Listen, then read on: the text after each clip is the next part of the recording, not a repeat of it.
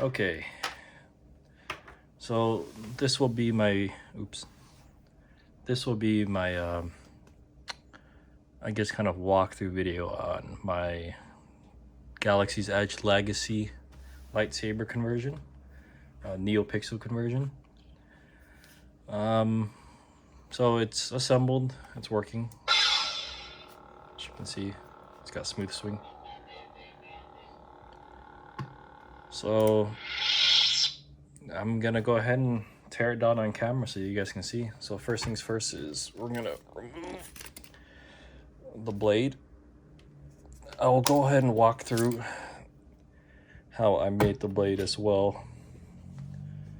But let's go ahead and start with the hilt.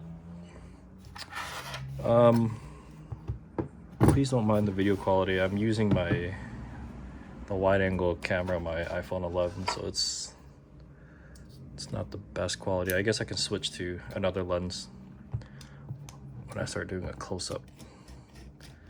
So yeah, this will be the disassembly of the Graflex, Anakin's, Rey's, whatever you want to call this hilt. So the activation box comes apart like that. It's one screw, the two sides clip on. This isn't actually a functioning lever.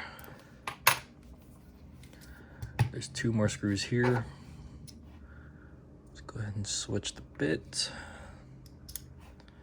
Let's see if I can zoom in so you guys have a better view. There you go. So let's go ahead and take these out. Let's try to be organized here. Okay, so this hilt isn't actually two pieces. This plastic piece that holds the switch comes out like that. These are clips. Just like that.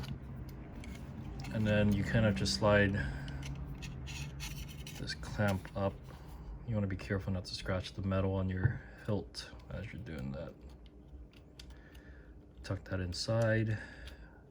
Now, I didn't have enough clearance. Actually, where's my tweezers? So with the original control module that the lightsaber came with, there wasn't enough space to just tuck the switch in there. So what you might have to do is you're gonna have to desolder it, tuck the wires in, and then you'll be able to slide the hilt out. But with this control module, since it's not sitting in the same place that this was, so there's a lot more room where you can tuck this in. So after that, take off the pommel, take out the battery chassis, I'll put that up here. And then from then, you just push from up here.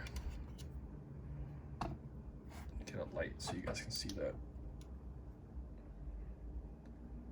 So that is all one chassis, and it comes out the pommel end.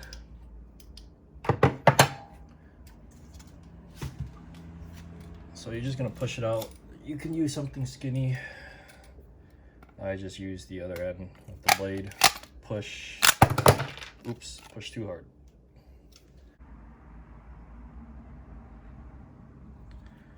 Okay, I'm back. Sorry. Yeah, I don't know what happened. My phone freaked out. But I was able to switch the camera, so it looks a lot better. So this is the internal chassis. Blade side, battery chassis side. It's funny. It's named Rey's Hilt.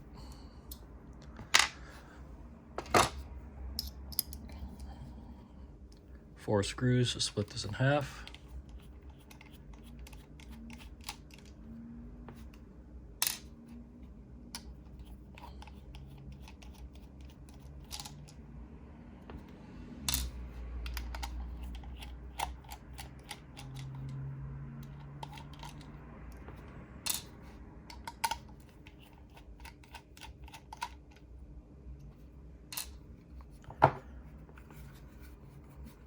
and it'll split. This likes to stick with the top half. Just pull it off. Here it is. Here's my spaghetti of a mess. This was a very rushed job for me since I had anxiety the whole time and I wanted to make sure that it was gonna work as soon as possible. I need to go back and clean this up eventually, but yeah. There it is, the CFX. Pretty straightforward, so I guess I'll run through it. So all the wires coming off of this PCB right here, I literally just desoldered it off of this from over here. So you got two speakers, power and a negative. They go to the corresponding locations. Power and ground go right there. As you can see, speakers are up here. I don't want to go into too much detail with the CFX because it's all covered in the manual of where you're going to be putting everything. But yeah, over here, these are the wires that came off that I desoldered off of this. So they're colored weirdly, but red goes to the power where the battery connects to the board. You got, these would be my ground or negatives. I split them up. I split it up. So let's go into L1 and L4. White, let's go into the data port for the LED strips on this board. That's pretty much it for this.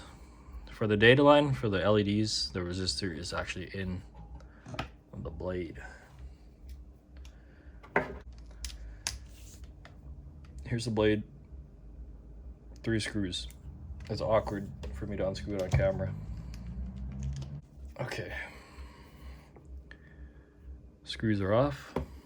Pretty simple. It just splits. 1/2. Put this aside. Other side's a little tighter, but it will pop off. This is really awkward for me to work on the table. Sorry guys, there we go. There it is. This part kind of floats oddly, but it makes sense when you guys open up your Disneyland lightsaber because there's a PCB right here that fills up that gap. This comes out. As you can see, there are the LED strips, and this part will split open. This is actually a pain to put back together, so I'm doing it for you guys. But it's only a pain because of how messy my wiring is. There it is. So yeah, like remember when I said earlier that the colors are weird? These are literally the colors that come out on this side of the connector. So you get white, red, black. White's white, red's red, and green is black. Yeah, sorry, I had a little brain fart. And oh, I forgot to heat shrink that. Should do that right now.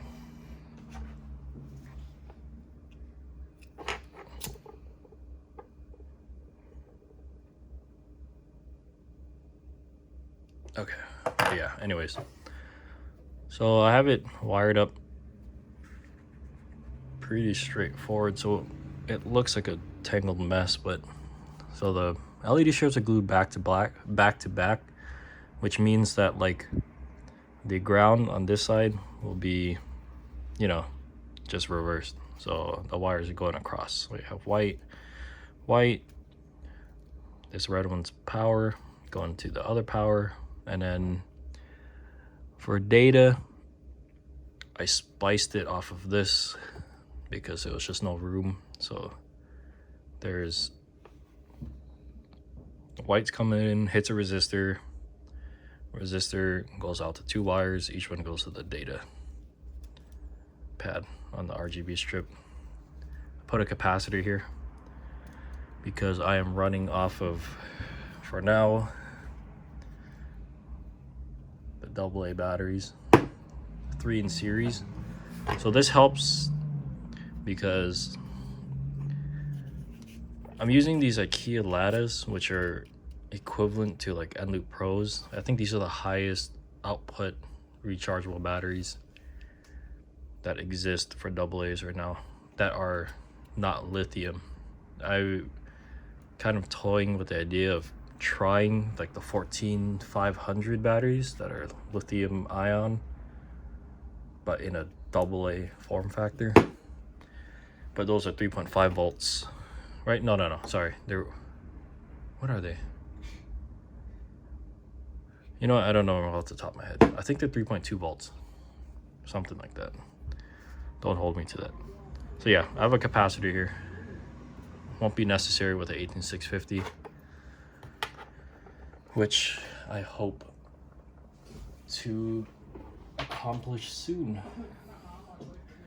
And I think the 18650 will work because the length from here, so there's like this cap and this cap, right? This cap screwed on, this cap is a speaker cap, it just pops off. But the length from here to here, right there, is 2.5 inches exactly, right? But when you pop these caps off, you realize, well, this side doesn't have so much space. But yeah, so I'm thinking I probably can keep both these caps, right? Because this cap is the pommel end. So I definitely want to keep that for the speaker. But if I can get an 18650 housing, there's a lot more space in here actually, because like there's not even a PCB back here. The wires are just soldered directly onto these contacts. But yeah, so 18650s are about like 2.7, no, even less than that. They're around 2.5 inches. I think a protected one's like 2.6 or something like that. So I might be able to get a 18650 in here. With the housing, I'm not too sure, but might be able to whip something up. Might be able to take these two and use rods, like 3 rods, kind of like the Custom Saber Shop's modular Hilt system does. Yeah, right, to space these 2 caps out exactly to 2.5 inches, and then an 18650 should be able to slide in there. And I'll have to figure out the connectors for it, but you know, nothing's impossible. So yeah, that's my teardown of it, little walkthrough. I wish I recorded it as I was soldering it, but this is my first time. I was scared, I was nervous, I was excited, I wanted to just get it going. But I mean, it's pretty straightforward. Yeah, to just ignore the wiring. This was impulsive and eager soldering. But yeah, that's it. Thanks for watching, guys, and I hope this helps.